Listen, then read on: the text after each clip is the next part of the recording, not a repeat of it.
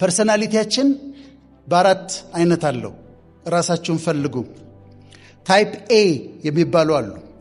ታይፕ ኤ ምን አይነት መሰሏቸው? በጣም ኮምፒቲቲቭ የሆኑ መወዳደር የግድ ማሸነፍ አለባቸው። የተለያዩ ፕሮጀክት ይጀምራሉ። በሁሉም ሰክሰስፉል መሆን አለባቸው፣ መሄድ አለባቸው፣ ማሸነፍ አለባቸው፣ የግድ ማሸነፍ አለባቸው። ካላሸነፉ ዲፕሬስድ ይሆናሉ። ታይፒዎች ሪላክስድ ናቸው። ዴድላይን አይወዱም። በራሳቸው ፔስ ነው መስራት የሚፈልጉት። ዘና ያሉ ሰዎች ናቸው። ዘና ብለው ነው መስራት የሚፈልጉት። ጭንቀት ምናምን አይፈልጉም። እንደዛ በቃ ዴድላይን ምናምን አይወዱም። እና ታይፒዎች እነዚህ ናቸው። ታይፕ ሲዎች በጣም ሃርድ ወርኪንግ ናቸው።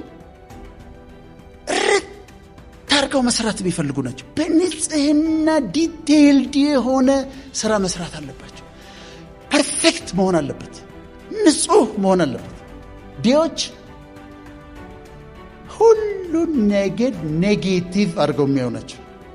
ሁሉን ነገር እንትን ተደረገ ሰዋት እንትን ምን ዋጋ አለው? ዛሬ ስለ ፐርሰናሊቲ ካራክተር ምን ዋጋ አለው? ስለ ፐርሰናሊቲ ብታወሪ ዋናው ስራ ነው። ስሪ። እነዚህ ኔጌቲቮች ናቸው።